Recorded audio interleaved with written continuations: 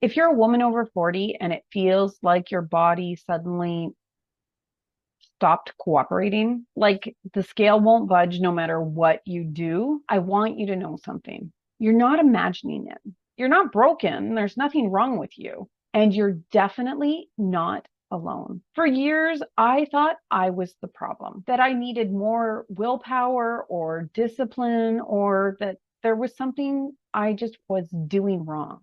But the truth is that I was actually missing one thing that makes weight loss after 40 actually work. And once I figured that out, everything changed for me. Today, I'm going to share the exact moment that things finally clicked and the simple changes that I made that allowed me to lose weight without feeling deprived, overwhelmed, or like I had to start over every frickin' Monday. So grab a pen and paper because I'm going to teach you a lot in this video that you can start using today. By the end of this video, you're going to understand why weight loss changes after 40, but you're also going to learn about the mindset and the metabolism shifts that I made that changed everything for me. And the simple daily ritual and food strategy that I still use to this day so that I can stay consistent. If you're new here, I'm Jenny, a holistic nutritionist who helps women over 40 stop spinning their wheels with diet and exercise and learn how to lose weight in a way that works with their body, feels good, and actually lasts. And what I'm going to share here today, it's personal. It's my own turning point, but it also mirrors what I've seen in hundreds of my clients. A few years ago, I noticed that there were changes in my body that they didn't make sense to me. My clothes felt tighter. My energy was tanked by the end of the day. I felt puffy. I felt inflamed. I just, I didn't feel like myself anymore. And I kept on telling myself the same story that so many women in midlife seem to. I wondered, well, maybe this is just aging. Maybe this is perimenopause. Maybe this is my hormones. Maybe this is my new normal. It's just how things are now. Except there was this moment when I looked in the mirror and I realized that it wasn't just my physical weight that was an issue. It was my mental weight. There was frustration. There was guilt. There was overwhelm. There was the shame of never really getting to where I wanted to be, having to constantly start over. And there was this quiet fear that maybe this was just how things were going to be from now on. Maybe this was as good as it was going to get for me. But here's what I eventually learned that nobody ever told me. Weight loss after 40 isn't harder because your body's broken or because there's something wrong with you. It's hard because your body needs a different kind of support now. And that's something that virtually no one in the weight loss industry is helping with. I didn't need another diet. I didn't need more restriction. I didn't need more pressure. I needed to be aligned with my goals. I needed alignment. And I'm not talking about for my car. Alignment between my hormones, my habits, my nervous system, and the way I nourished my body with food. And the moment that I stopped forcing myself and I started learning how to align myself, well, that's when I finally got the shift that I'd been looking for. And before we get into the lessons that I'm about to share with you, I want to make this clear. You don't need to overhaul your entire life. This doesn't have to be a painful struggle. What you need is small, doable, and repeatable wins that are going to allow you to become consistent.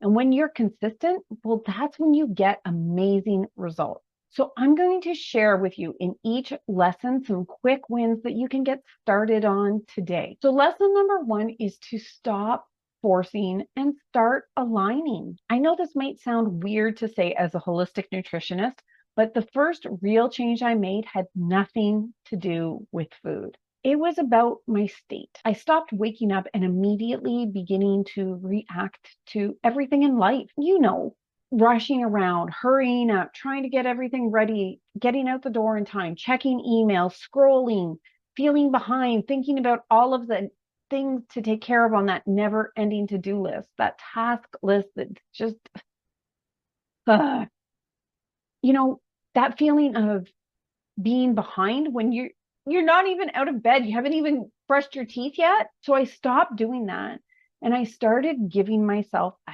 handful of moments every morning to get grounded. And I know that that sounds tiny and maybe it sounds a little woo woo out there to you, but those handful of minutes, they changed everything for me. What I experienced was, well, my cravings went down. My emotional eating calmed down. I felt less frantic. I made better food choices. It was easier to make better food choices. And I stopped falling off so often. So here's the quick win that you can start using as soon as tomorrow morning. So first thing is just sit down first thing in the morning and just breathe for 1 or 2 minutes. That's it. All you do is concentrate on your breath. Nothing elaborate, nothing fancy. Again, for a minute or two. Step 2 is ask yourself, what do I actually need today? But don't ask yourself up here. Ask yourself here. Do you need energy? Do you need nourishment? Do you need calm? Do you need structure? Do you need support? Whatever that answer is, it's perfect. Number 3 is to set one micro intention. So this is something small and doable, but it creates positive momentum that gets you going in that right direction. So maybe it's today I'm going to eat 35 grams of protein at breakfast. Or maybe it's I'm going to drink a glass of water before each meal. Or I'm going to take a 15-minute walk around the block. Number 4 is no phones for the first handful of moments of your day. And I know that can be a big habit shift, but when you start your day focusing on where you're at and your intentions, as opposed to all the things that are on the phone, it just sets a really different tone for your day. And then number 5 is to simply choose one aligned action for that day. So this is how you shift from that survival mode into alignment. And when you're in alignment, well, it makes consistency so much easier. By the way, if you want a simple version of this ritual, the exact one that I use every day, I put it into a free guide called Align and Rise. It's linked below. It's quick and calming, and it's designed specifically for women in midlife. Lesson number 2 is that your midlife metabolism needs different inputs. This was my biggest blind spot. I wasn't eating enough of the right things. I thought I was, especially though I was missing out on protein, and my body was constantly in an energy deficit. I was craving sugar. I was hanging on to excess fat no matter what I tried, and I was riding a blood sugar roller coaster. After 40, your body needs more protein. Your body needs more nutrients. Your body needs more hydration. Your body needs more stability. Not less food, better food. So now I want to share with you some quick wins that you can get started on right away that are going to really help that midlife metabolism work better. So number 1 is what I call the protein plus produce plate. And this is how you simply build the majority of your meals. Every meal that you eat should target a minimum of 35 grams of protein. And ideally, you should be eating 3 square meals a day. And that's the minimum suggestion that I have for my clients. So it's not hard to get that much protein, despite what a lot of people think. So 5 or 6 ounces of chicken, that's about 35 or 40 grams of protein. But there's other ways you can get that protein in too. A cup of cottage cheese plus a scoop of collagen powder. Having a protein smoothie with some Greek yogurt and whey protein in there. 5 or 6 ounces of salmon or mackerel. Greek yogurt as a parfait with some extra whey mixed in, sprinkled with berries. That's one of my favorite ways to get protein, and that's about 40 grams right there. 4 eggs plus half a cup of egg whites, that's about 40 grams of protein too. And then you pair that with a source of produce. So this is going to give you plant-based fiber. This is going to help feed your digestive tract, your microbiome. This is going to provide you with all kinds of plant nutrients, things like antioxidants and polyphenols that are going to help you keep you healthy, feeling good, and feeling full. So berries, they're a great option, as are any kind of green that you like, be that arugula or Swiss chard or something else. Broccoli, cauliflower, green beans, zucchini, mushrooms, the list goes on and on. You can mix this up in so many different ways. And then add in a healthy fat. This might be half an avocado, a handful of olives, a splash of olive oil, some raw nuts or seeds. Again, there's lots of options here. And when you build your plate this way, well, it controls cravings, but it also helps to lower cortisol, support your hormones, and boost that metabolism. And another quick win is to recognize the hidden habits that can sabotage results. And I have seen this happen time and time again with clients. And it was also something that I struggled with until I realized what it was doing to me. The first one is mindless snacking. So almost all the snack foods out there, when you go down the grocery store aisle or at Costco, and there's always a new option. Almost every single one of them, they're high in fat and they're high in carbs and they're low in protein. They're going to keep you hungry. You're not going to be satisfied or feel nourished from them, and you're going to eat hundreds of extra calories a day if you allow yourself to do this mindless snacking. So instead, we want to have mindful snacking. When you decide that you're going to have a snack, we want to be intentional about it. But we also want to choose a protein-rich snack. And there's so many options. You can get a low-sugar beef jerky, cheese string, turkey slices, cottage cheese, hard-boiled eggs. I mean, the list goes on and on. I'd love to know in the comments below, what's your favorite high-protein snack? Number 2 is alcohol. And I'm not here to judge you on drinking or tell you that drinking is bad, because that's for you to decide. But the truth is that alcohol wrecks your sleep, increases your cravings, and throws your blood sugar on a wild roller coaster ride. So I invite you to have some awareness around your drinking, how much you're having, and how it's impacting you.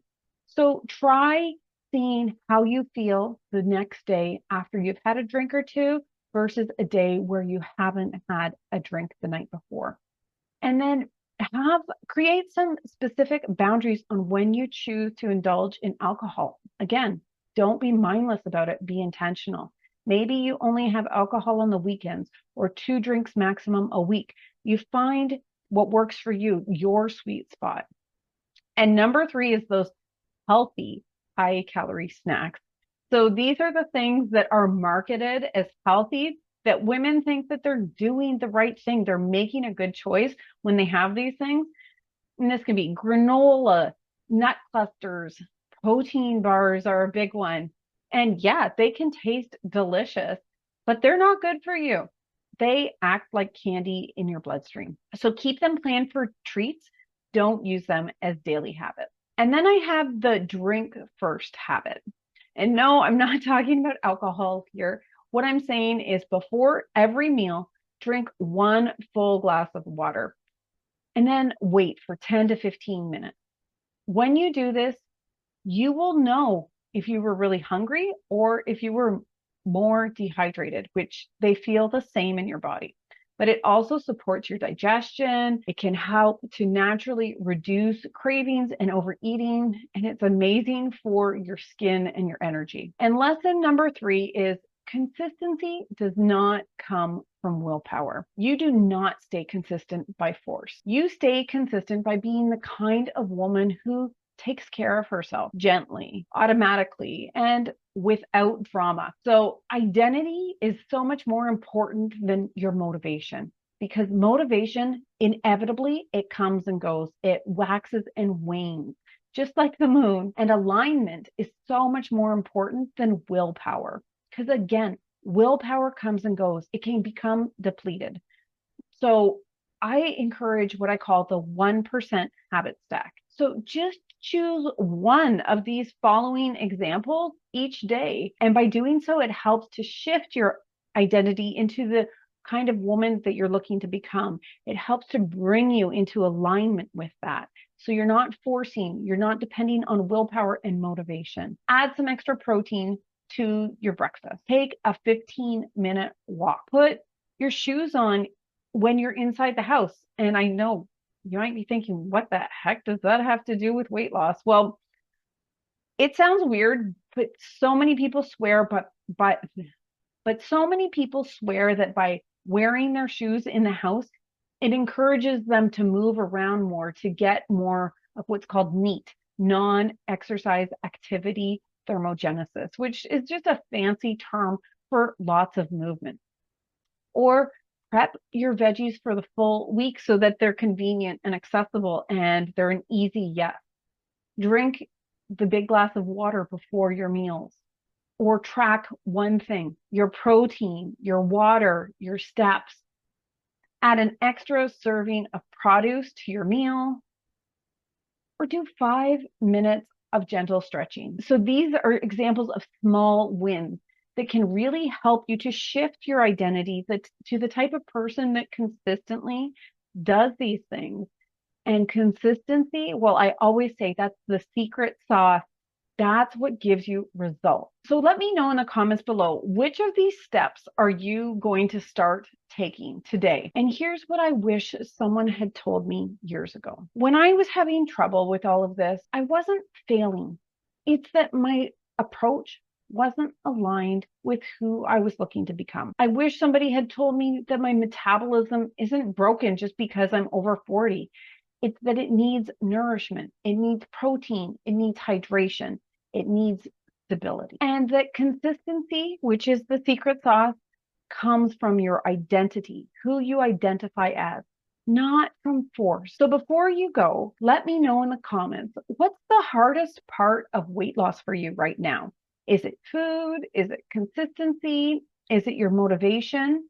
Because your answers help me to create content that will actually serve you. If this helped, don't forget to like and subscribe because it really helps this channel out and it helps other women find this content.